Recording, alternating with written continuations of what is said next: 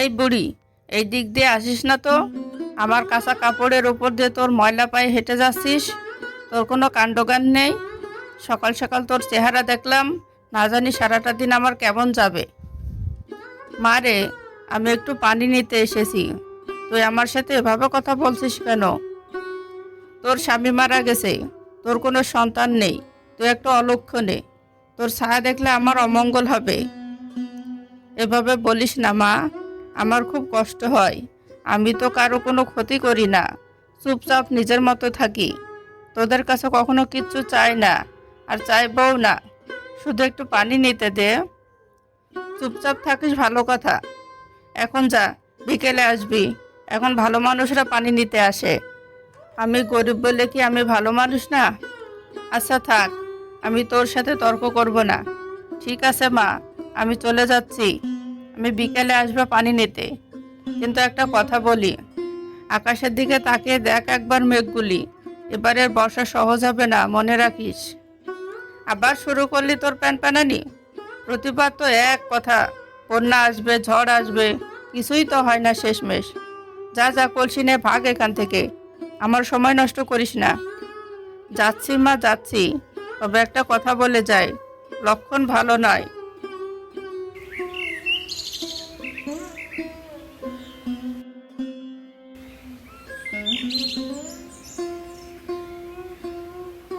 তালুকদার সাহেব, একটু কথা ছিল আপনার সঙ্গে। জানি আপনি ব্যস্ত মানুষ, আমি 5 মিনিটের বেশি নেব না। কি হয়েছে বুড়িমা? কিছু চাইতে এসেছেন নাকি? না না তালুকদার সাহেব, কিছু চাইতে আসিনি। আজ একটু দরকারি কথা আছে। আমি বলতে চাইছিলাম, এবারের বর্ষাটা ভয়ানক হবে। গত কয়েকদিন ধরে আকাশে অনেক মেঘ জমছে। পিঁপড়েগুলো যেভাবে সারি বেঁধে উপরে উঠছে, ব্যাঙগুলো দিন রাত ডাকছে। এসব খারাপ লক্ষণ। এবার ভয়ানক বন্যা হবে। বন্যা আসবে? আরে বুড়িমা এখন পিঁপড়ে দেখে বন্যার খবর দিচ্ছে। আমি 15 বছর ধরে তালুকদার হয়ে বসে আছি, কোনোদিন এমন বন্যা হয়নি। আপনি আমাকে শেখাবেন গ্রাম চালাতে? তালুকদার সাহেব, আমি শেখাতে আসিনি। আমি শুধু সবাইকে সতর্ক করতে এসেছি। যেটা দেখছি সেটাই বলছি। গ্রামের মানুষদেরকে একটু সতর্ক থাকতে বলুন। নদীর ধারে বাঁধটা একটু উঁচু করুন। চুপ করুন আপনি। আপনার বক বক শোনার সময় আমার নেই। একটা পাগল বুড়ি এসে আমাকে শেখাবে গ্রাম কিভাবে চালাতে হয়। বের হন এখান থেকে, আর যেন না দেখি আমার বাড়িতে।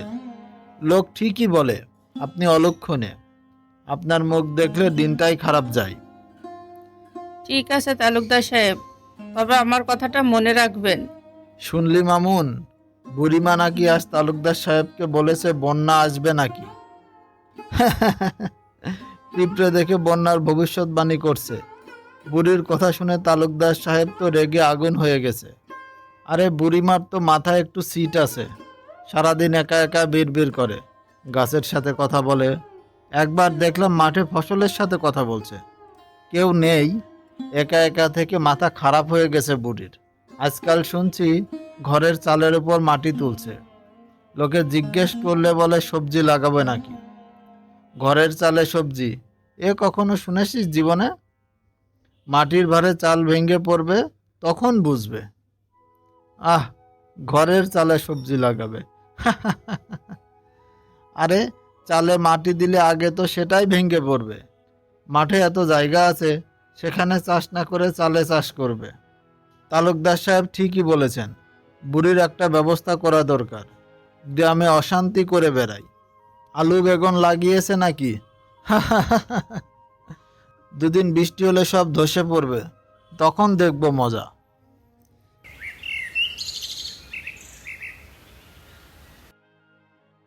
এই বুড়ি, শুনলাম তুই নাকি ঘরের চালে সবজি লাগিয়েছিস। সারা গ্রামে তোকে নিয়ে হাসাহাসি হচ্ছে, তুই কি তা জানিস? লোকে বলছে ওই বুড়ির মাথাটা একদম খারাপ হয়ে গেছে। মুদি দোকানে তোকে নিয়ে যে হাসি ঠাট্টা হচ্ছে। হাসুক মা, হাসুক। আমাকে নিয়ে হাসতে হাসতে ওদের দিন কেটে যায়, ওদের মনটা ভালো থাকে। কিন্তু আমি যেটা করছি সেটা পাগলামি নয়। আমি লাউ, পুঁই শাক, ঢেঁড়স, আলু, বেগুন সব লাগিয়েছি। চালটাকে বাঁশ দিয়ে শক্ত করে মাটি দিয়ে চাপা দিয়েছি। কিন্তু এত কষ্ট করে চালে সবজি চাষ করে কি হবে রে? নিচে মাটিতে লাগাতে পারতিস। তোর ঘরের পেছনে তো জমি আছে, চালে উঠে সবজি চাষ করছিস এই বয়সে।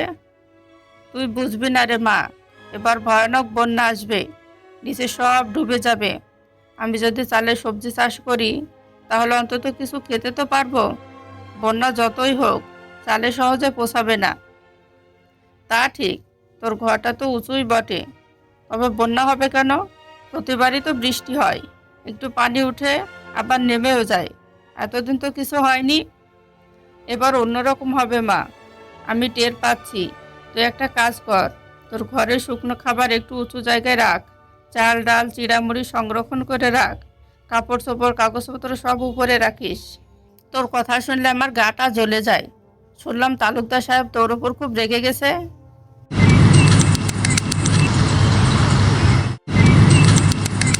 বুড়ি নাকি এখনো গ্রামে বন্যার গুজব ছড়াচ্ছে। বুড়িকে কিন্তু আমি গ্রাম ছাড়া করব। ঠিক বলেছেন তালুকদার সাহেব। ভেবে দেখুন, সে ঘরের চালে মাটি দিয়ে সবজি লাগিয়েছে। গ্রামে আগে কেউ কি কখনো এভাবে চাষ করেছে? লোকে হাসবে নাতে কি করবে? আর এই বন্যা বন্যা করে সবার মাথা নষ্ট করে দিচ্ছে। এটা বন্ধ করা দরকার। গ্রামের মানুষ আতঙ্কে আছে। ভয় পাবার কিছু নেই। আমি 15 বছর ধরে এ গ্রামের তালুকদার। আমার বাবাও তালুকদার ছিলেন। এ গ্রামে কোনোদিন এমন বন্যা হয়নি। নদীটা একটু ফুলে ওঠে আবার নেমে যাবে, এটাই তো প্রতি বছর হয়। একটা পাগল বুড়ির কথায় আমি গ্রামে আতঙ্ক ছড়াতে দেব না। একদম ঠিক বলেছেন। বুড়িমাকে বলবি আর একবার যদি বন্যার কথা বলে তবে গ্রামে আতঙ্ক ছড়ানোর জন্য শাস্তি পাবে। জি মণ্ডল সাহেব, বুড়িকে বুঝিয়ে আসবো ভালো করে। এই যে বুড়িমা, তালুকদার সাহেব আমাকে পাঠিয়েছেন তোমাকে একটা কথা বলার জন্য। এরপর থেকে গ্রামে বন্যার গুজব ছড়ালে তোমাকে গ্রাম থেকে বের করে দিবে। বাবারা, আমি গুজব ছড়াচ্ছি না, আমি সত্যি কথা বলছি। তুমি একবার এদিকে এসে আমার চালটা দেখো, দেখো কি সুন্দর সবজি হয়েছে। যদি বন্যা আসে তবে এই সবজি দিয়ে অনেক মানুষের খাবারের ব্যবস্থা হবে, তোমারও কাজে লাগতে পারে। চালে সবজি, এটা তো পাগলামো ছাড়া কিছু না। বুড়ি, তোমার চালটা ভেঙে পড়বে। দেখো বৃষ্টি শুরু হলে কি হয়, তখন কাঁদতে কাঁদতে তালুকদার সাহেবের কাছেই যাবে। আমার চাল ভাঙবে না বাবা, আমি বাঁশ দিয়ে শক্ত করে বেঁধেছি। তুমি বরং নিজের জন্য ভাবো। তোমার ঘরটা নিচু জায়গায়, নদীর ধারে, যদি বন্যা হয় তোমার ঘর আগে ডুবে যাবে। একটু সাবধান হও আগে থেকেই। আমার চিন্তা তুমি করো না বুড়ি, আমি তালুকদার সাহেবের লোক। আমার কোনো বিপদ হলে তিনিই দেখবেন। তোমার নিজের চিন্তা নিজে করো। শেষবারের মতো বলছি, তুমি আর গ্রামে বন্যার আতঙ্ক ছড়িও না। তালুকদার সাহেব রেগে গেলে কি হবে জানো তো? ঠিক আছে বাবা, আমি আর বন্যার কথা কাউকে বলবো না। তোমাদের বলে কোনো লাভ নেই, তোমরা শুনবে না।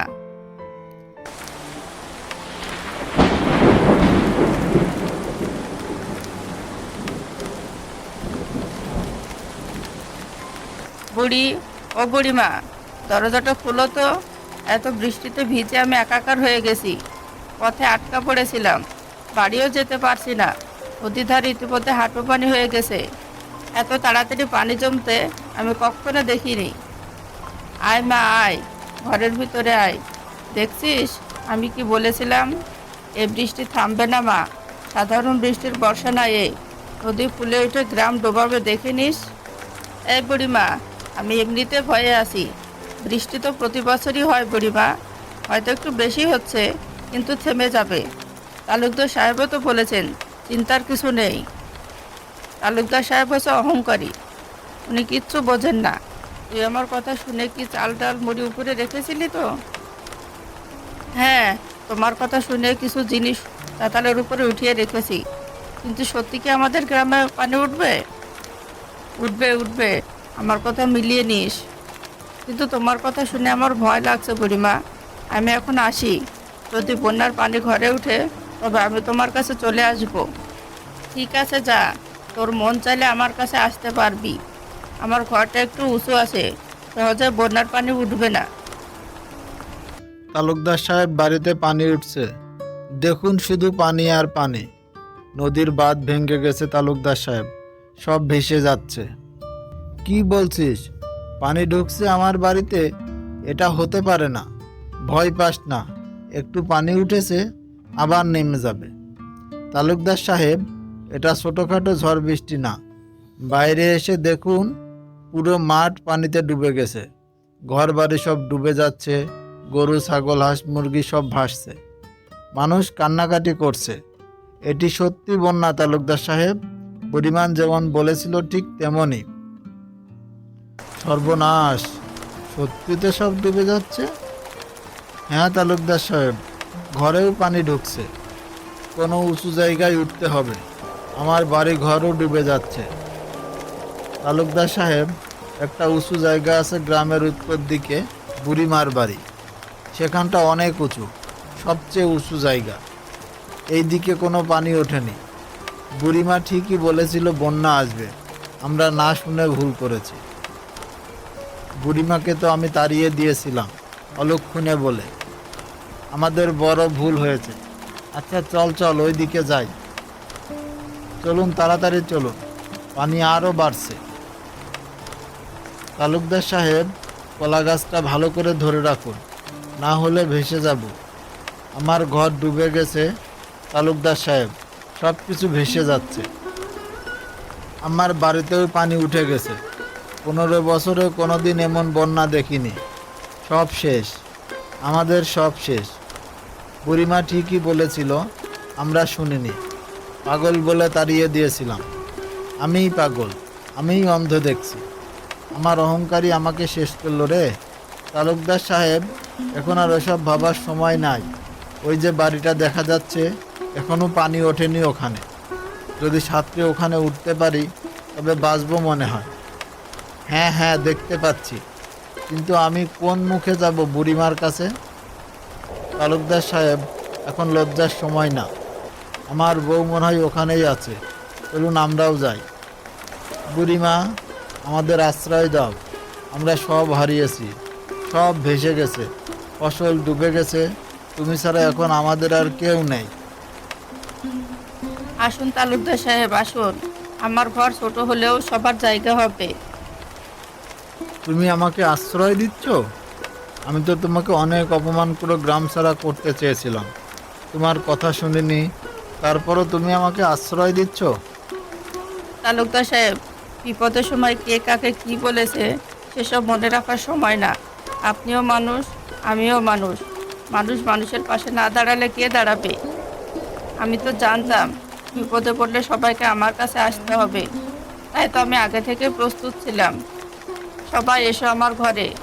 আমার ঘরে বেশি কিছু নেই, তবে যা আছে তা সবাই ভাগাভাগি করে খাবো। আর আমার ঘরে চালে যে সবজি লাগিয়েছিলাম সেগুলো এখন কাজে আসবে। মা চল, কিছু রান্না করি, সবাইকে খেতে দিতে হবে। বুড়িমা, তোমার এই চালের উপর সত্যি সত্যি অনেক সবজি হয়েছে। আমি তো অবাক হয়ে গেছি। আমরা তো সবাই তোমাকে পাগল বলতাম, কত উপহাস করেছি তোমাকে নিয়ে। পাগল না মা, আমিও প্রস্তুত ছিলাম। আমার শ্বশুর শিখিয়ে গেছেন বিপদের সময় সব সময় তৈরি থাকতে হয়। আমি সাহায্য করি তোমাকে। বলো না আমাকে কি করতে হবে? সবজিগুলো সব কেটে দিব? বুড়িমা, আমি তোমাকে কত অপমান করেছি, খারাপ কথা বলেছি। আমি খুব লজ্জিত বুড়িমা, আমাকে ক্ষমা করে দাও বুড়িমা। থাম মা, ওসব কথা বাদ দে, যা হবার হয়ে গেছে। আগে রান্না করি, গ্রামে সবাই খাবে। হ্যাঁ হ্যাঁ, আমি সবজিগুলো কেটে ধুয়ে দিচ্ছি। এই বন্যা ধনী গরিব সবাইকে এক করে দিয়েছে। মামুন শোন, এই খাবারটা খেয়ে মনে হচ্ছে এত সুস্বাদু খাবার আমি জীবনেও খাইনি। অথচ এটা শুধু সবজি ভাত। আগে হলে মুখে তুলতাম না, কিন্তু এই পরিস্থিতিতে অমৃত লাগছে রে। এমন খাবার জীবনেও খাইনি, সত্যি কথা বলছি। ঠিক বলেছেন তালুকদার সাহেব, আমারও তাই মনে হচ্ছে এই খাবার আমাদের প্রাণ ফিরিয়ে দিচ্ছে। কিন্তু আমার খুব কান্না পাচ্ছে তালুকদার সাহেব। আমরা বুড়িমাকে কত অপমান করেছি, পাগল বলেছি, গ্রাম ছাড়া করতে চেয়েছি, আর আজ তার ঘরের চালের সবজি দিয়ে ভাত খাচ্ছি। কত বড় অকৃতজ্ঞ আমরা। সত্যি কথা বলেছিস তোরা, এই সবজিগুলো না থাকলে লবণ দিয়ে ভাত খেতে হতো। বুড়িমার কাছে আমরা সবাই মাপ চেয়ে নিব ভাবছি। বুড়িমা, তুমি আমাদের সবাইকে আশ্রয় দিয়েছ, আর তোমার চালের সবজি দিয়ে ভাত খাইয়েছো।